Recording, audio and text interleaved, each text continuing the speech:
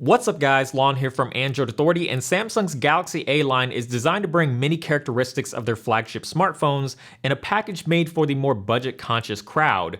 But is this 2016 refresh the budget smartphone to get? This is the Samsung Galaxy A7.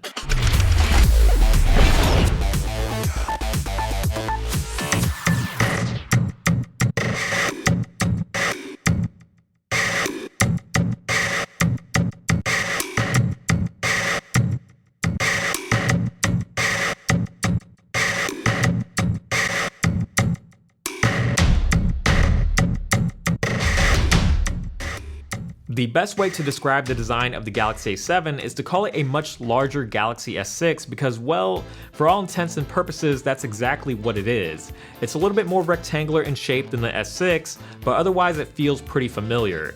It may not be packing the same power, but it definitely has the look and feel of a high-end phone. You've got glass on the front, glass on the rear, and a smooth chamfered metal frame that rounds out along the top and bottom, but flattens out on the sides the same way the S6 does. These flat metal sides help out quite a bit with the phone's grip despite being made predominantly of glass, which we all know is a material that can tend to make a phone feel pretty slippery. Glass is also pretty atrocious when it comes to deterring fingerprints, so expect to clean this phone often unless you have the white version where it's not as noticeable. Because this is a budget device, you won't find everything that a typical high-end Samsung phone offers. The A7 doesn't include Samsung's signature heart rate sensor on the back for you fitness buffs, although I don't imagine this being much of a deal breaker for too many people. The A7 does, however, still include a fingerprint scanner built into the home button, which works quite well, and it's the same touch and hold method that we saw on the S6 and Note 5. The setup process is a little long compared to some other phones, but once you have it all set up, the fingerprint sensor is accurate, reliable, and generally pretty fast at unlocking the phone. Everything else is in its typical location for a Samsung phone. You've got the capacitive recent apps and back keys flanking the home button, the power button on the right side, volume buttons on the left, and along the bottom is the 3.5mm headphone jack, micro USB port, and single firing speaker. The speaker is nothing special, but it gets the job done. It's not going to compare to front-facing speakers or anything like that, but it's decently loud and produces a clean and clear sound without distorting even at higher volumes. On the front of the phone is a fairly large 5.5-inch display, which is becoming a more and more common display size in smartphones these days, so you are dealing with a decently sized smartphone here.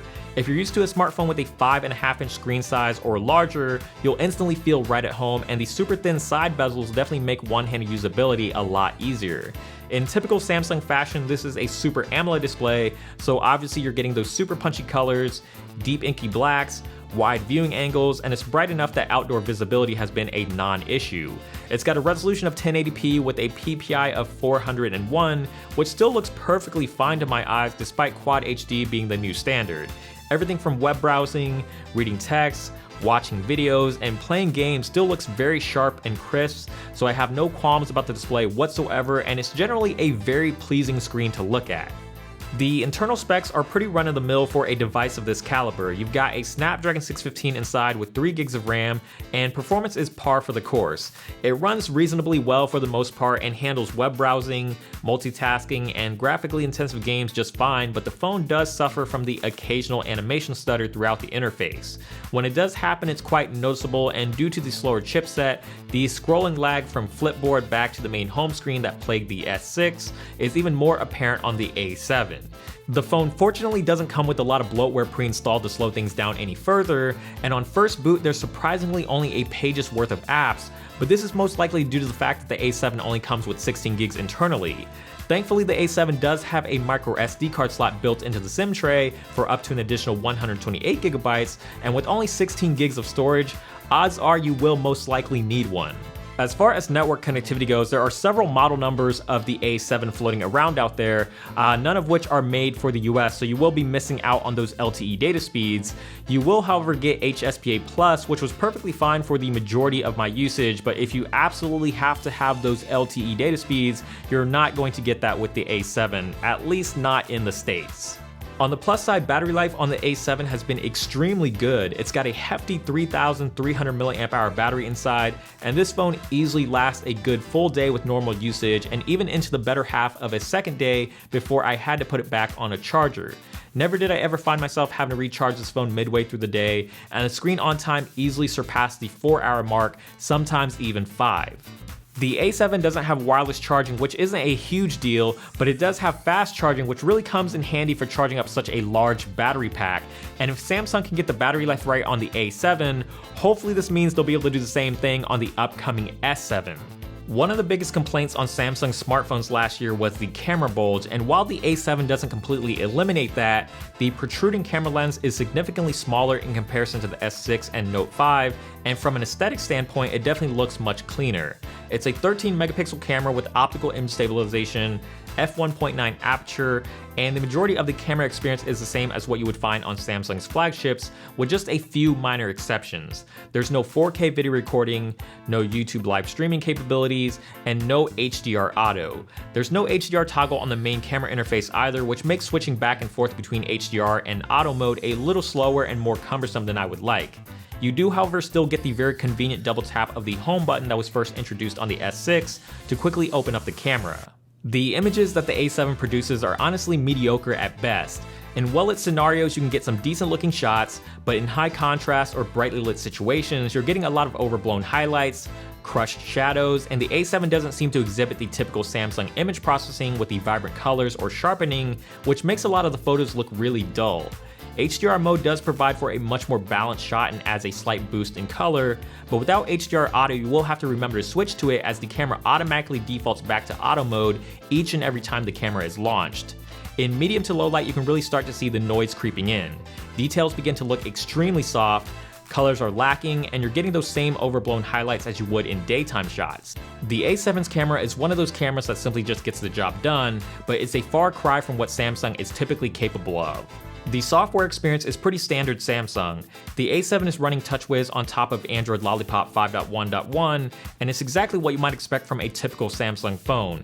It's the newer version of TouchWiz that we saw on the Note 5 with the squarish circle icons, which I personally like a lot better over Samsung's previous icons, but otherwise the general look and feel and feature set of TouchWiz is practically all the same. Samsung didn't really dilute TouchWiz at all on the A7, meaning you're getting a software experience that's pretty much identical to something like the S6. You've got multi-window for all your split-screen multitasking needs, useful motion gestures like swiping your palm across the display to take a screenshot, a one-handed mode via a triple tap of the home button, and of course the wonderful Samsung theme store. To me, this is still hands down one of the best features implemented into TouchWiz, and if the blue/green TouchWiz colors just aren't your cup of tea, the theme store is a definite lifesaver. There's tons and tons of themes to pick from now, including ones to make things feel a little more like stock Android, and if you slap on a third-party launcher in the process, you'll hardly notice that it's even TouchWiz. The Galaxy A7 is Samsung's higher-end budget smartphone for the year 2016, but compared to many other budget Android phones on the market, it's not exactly cheap, especially if you're trying to import it to the States. You can find it going anywhere between $400 to $500 through online retailers, but at that price you're better off considering devices like the OnePlus X, Nexus 5X, the Moto X Peer, Honor 5X, or even the Nexus 6P. With these devices you're potentially getting a phone that's much more powerful, and you don't lose out on LTE. The Galaxy A7 is a pretty solid smartphone from Samsung and brings many things that made their flagship smartphones great into a much more affordable package, but it's far from a bargain, and considering how much the budget landscape has changed, Samsung may have to rethink a few things if the A7 is going to stand a fighting chance. As always, thank you guys so much for watching this video. If you did enjoy it, please give it a thumbs up down below. We definitely appreciate it. And also subscribe to the channel, which is also down below or up here. It's somewhere, so click it and subscribe so you don't miss out on our future videos. And if you want to see more here from us at Android Authority, make sure to check out the video links somewhere around me in this region. And check out the website as well for more in-depth coverage, because we are your source for all things Android.